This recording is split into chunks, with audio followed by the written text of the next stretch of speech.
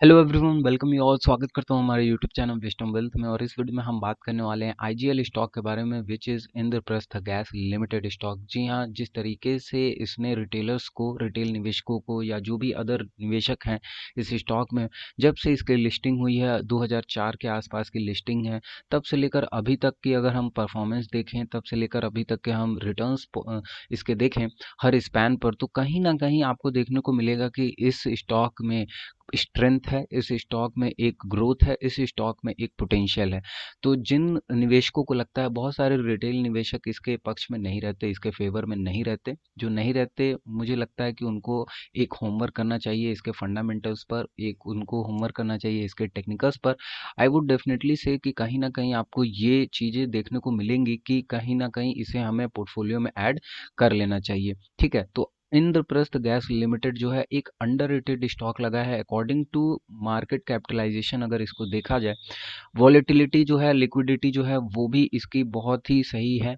बहुत सारे रिटेल निवेशक मुझसे हमेशा पूछते हैं कि इंद्रप्रस्थ गैस लिमिटेड का जो स्टॉक प्राइस है वो कैसा है, मतलब आपको क्या लगता है, मीडिएट है या बहुत ज़्यादा है या बहुत कम है। तो मुझे नहीं लगता कि अकॉर्डिंग टू मार्केट कैप या अदर इसके balance sheet, profit loss, quarterly results, अगर कैश फ्लो, सारी चीज़ों को देखने के बाद मैं इस नतीजे पर पहुंचा हूं कि कहीं ना कहीं जो स्टॉक है वो अभी एक और जो ग्रोथ है, एक और जो पोटेंशियल है वो देने की या रखने की क्षमता रखता है। और आज के दिन जो है मैं इस वीडियो में पूरी बताने वाला हूं आपको। फंडामेंटल के साथ साथ हम जो टेक्निकल पार्ट करते हैं, अपना टेक्निकल पार्ट जो है हमारा सबसे फोकस्ड रहता है और सबसे मेजर पार्ट रहता है, तो उस पर भी जाएंगे, दोनों पर बात करेंगे। लेकिन उससे पहले एक छोटी सी रिक्वेस्ट है कि चैनल पर पहली बार विजिट कर रहे हैं तो जरूर सब्सक्राइब कर लीजिएगा, बेल नोटिफिकेशन ऑन कर लीजिएगा, जिससे कि सारे लेटेस्ट अपडेट आपको मिलती रहे।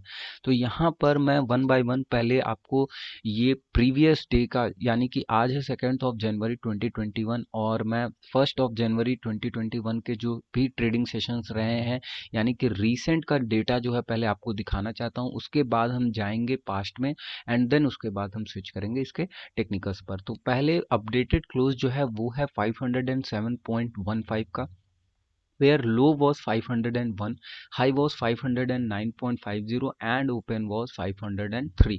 तो ये था कल के ट्रेडिंग सेशन का पूरा पोजीशन था आपके सामने, ओपन, हाई, लो, क्लोज। बहुत लोग सेक्टर पूछते हैं, सेक्टरल इंडेक्स क्या है, तो सेक्टरल इंडेक्स इसका निफ्टी 500 में ये आता है। और सेक्टरल इंडेक्स का पीई भी आप जान सकते हैं, देख लीजिए आपके सामने है 44.5 का, और सिंबल पी यानी price to earning ratio is 40.1। अब यहाँ पर हम बात कर लेते हैं यहाँ पर थोड़ा सा 52 वीक हाई और लो के बारे में। तो 52 वीक हाई जो है इसने अपना बनाया था 7 फरवरी 2020 को 534.20 का, एंड 52 वीक लो बनाया था मार्च में, यानी कि फरवरी में आप देखिए तो इसने अपना 52 वीक हाई बना दिया, एंड मार्च में अगर आप देखें तो 284.05 का इसने अपना 19 मार्च 2020 को इसने अपना 52 वीक लो क्रिएट कर दिया।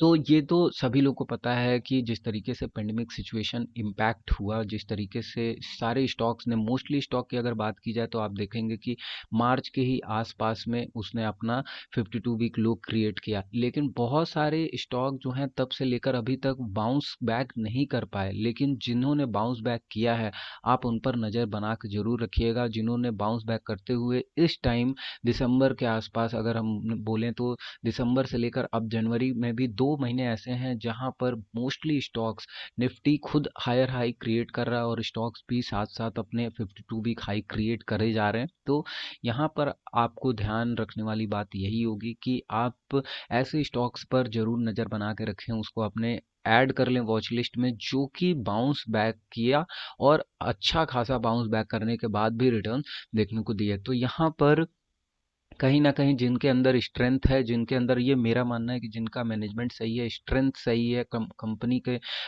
फंडामेंटल्स में कहीं न कहीं स्ट्रेंथ है, मजबूती है, तो वही स्टॉक जो है उन्होंने ही बाउंस बैक किया। बाकी जो नहीं कर पाए उस गिरावट में, वो वापस मुझे नहीं लगता कि अब वो इस तेजी के बावजूद अगर कोई और तेजी होगी उसमें भी कर पाएंगे। तो कहीं ना कहीं ये चीज़ आपको ध्यान में रखने वाली होनी चाहिए। तो एज आई सेड कि 1 जनवरी 2021 को था आपका वीक का लास्ट ट्रेडिंग सेशन। तो यहाँ पर क्वांटिटी ट्रेड हुई थी 13,89,000 232 शेयर्स की, ठीक है। डिलीवरेबल क्वांटिटी रही 2,56,089 एंड परसेंटेज डिलीवरेबल देखें आप तो यहाँ 18.44% का आपको डिलीवरेबल क्वांटिटी परसेंटेज वाइज देखने को मिलेगा। तो कहीं ना कहीं आई एम नॉट सेइंग कि बहुत ही अच्छा है, I am saying it's okay okay situation, but what should we do now. अब इस सिचुएशन पे हमको क्या करना चाहिए, क्योंकि ऑलरेडी एज आई सेड कि 52 वीक हाई के आसपास ही अभी स्टॉक प्राइस है, लेकिन क्या अभी निवेश सही रहेगा क्या नहीं रहेगा, इस पर डिस्कस करेंगे अभी टेक्निकल चार्ट पर आने के बाद, क्योंकि मैं साथ साथ आपको प्लॉट करके दिखाऊंगा सपोर्ट जोन और रेजिस्टेंस जोन, तो वहां पर ज़्यादा चीज़ें जो हैं वो क्लियर होंगी।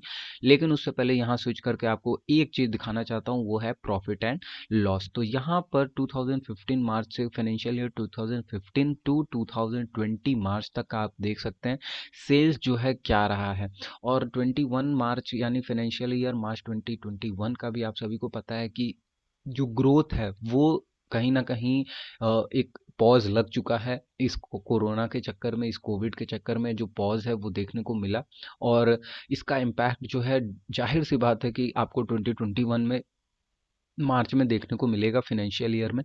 तो सेल्स में एकदम कमी आएगी, लेकिन उतना इम्पैक्ट नहीं होगा कि सेल्स में अचानक से इतनी कमी आ जाए, लेकिन कहीं ना कहीं फिर भी एक इम्पैक्ट जो है वो बनेगा, लॉकडाउन का इम्पैक्ट बनेगा। और यहाँ पर नेट प्रॉफिट में दिखाऊं आपको तो मार्च 2015 में आप देखें तो 448 का नेट प्रॉफिट रहा अभी इंद्रप्रस्थ गैस लिमिटेड का।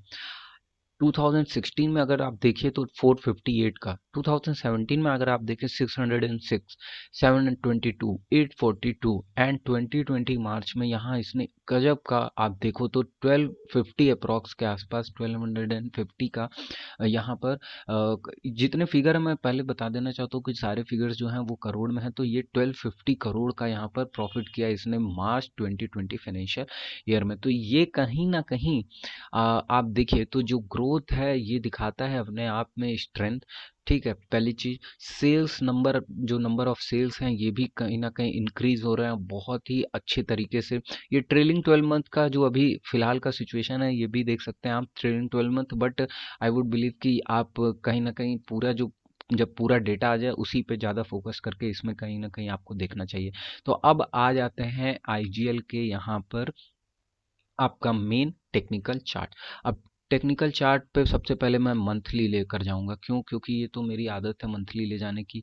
मंथली पर क्या रीज़न है, जो न्यू एकदम सब्सक्राइबर्स हैं जिनको नहीं पता वो मैं बताना चाहता हूँ कि मंथली पे अगर आप अपने स्टॉक को पहले निवेश करने से पहले देखते हो तो इन मंथली ही चार्ट आपको बता देता है कि आपको निवेश करना चाहिए या नहीं करना चाहिए। आप कोई भी स्टॉक पे जाओ उसके मंथली चार्ट को उठाओ और मंथली चार्ट पे आने के बाद आप इस तरीके से अगर देखें तो कहीं ना कहीं जिग जैग पैटर्न करते हुए आपको ऑलरेडी पता चल जाएगा कि स्टॉक का जो पोटेंशियल है वो कहाँ है, डाउन ट्रेंड है या अप ट्रेंड है। तो ये क्लियरली आपको दिख रहा होगा कि कहीं ना कहीं इस स्टॉक में पोटेंशियल है, और जब से लिस्टिंग है तब से लेकर अभी तक का जो ये आपको सिनेरियो दिख रहा है वो एक अपसाइड मोमेंटम के ही तरफ देखने को मिल रहा है। अब आ जाते हैं अपने वन डे के चार्ट पर। वन डे के चार्ट पर क्या सिनेरियो है, तो वन डे के चार्ट पर देखिए प्रीवियस 2-3 दिन की बात की जाए तो यहाँ पर एक अच्छा खासा हमको ब्रेकआउट देखने को मिलेगा, ठीक है, एक अच्छा खासा ब्रेकआउट।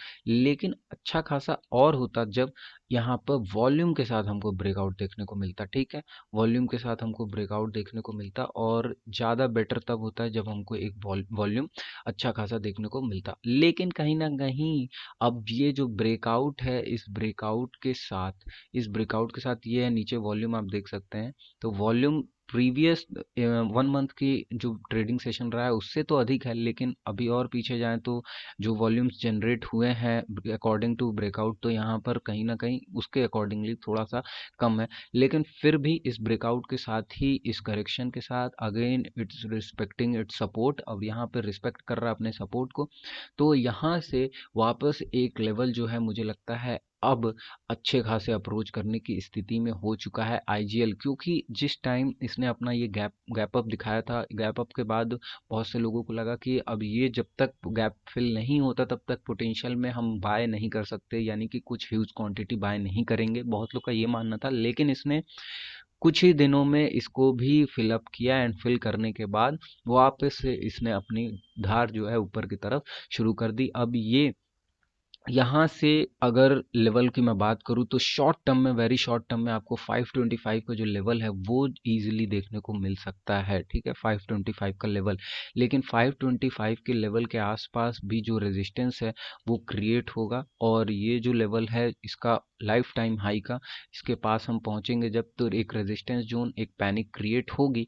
लेकिन यहाँ पर फिलहाल के टाइम में अगर मैं बताऊं तो फिलहाल के टाइम में डेफिनेटली एक बाइंग पोजीशंस बन रही है।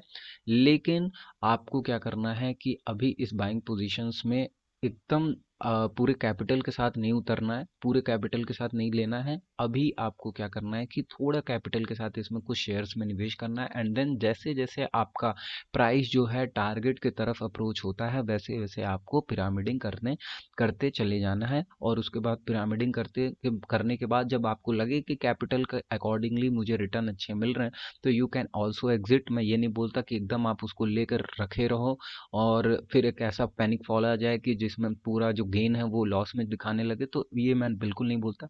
आपको जब लगे कि कैपिटल का लगाया हुआ मुझे सफिशिएंट रिटर्न देखने को मिल रहा है, तो आप निकल सकते हैं, ठीक है। ये मैं बिल्कुल कभी नहीं बोलता कि आपको एकदम उसको होल्ड करके रखना है 25 साल 30 साल। अरे जब भैया हम आज के लिए कर रहे हैं, डेफिनेटली हम बहुत लोग बोलते हैं stock market is for long term, okay, I am एकदम 100% मैं भी बोलता हूँ कि लॉन्ग टर्म के लिए होता है। लेकिन ऐसा नहीं है कि अब आप कुछ उस चीज़ को एक्सप्लोर भी तो हम करना चाहते हैं जो हमने निवेश किया है। तो कहीं ना कहीं यही मैं बोलता हूँ, रिकमेंड करता हूँ कि जो कैपिटल लगाया उसका एक अच्छा खासा रिटर्न हमको अगर दिख जाए तो डेफिनेटली यू कैन एग्जिट।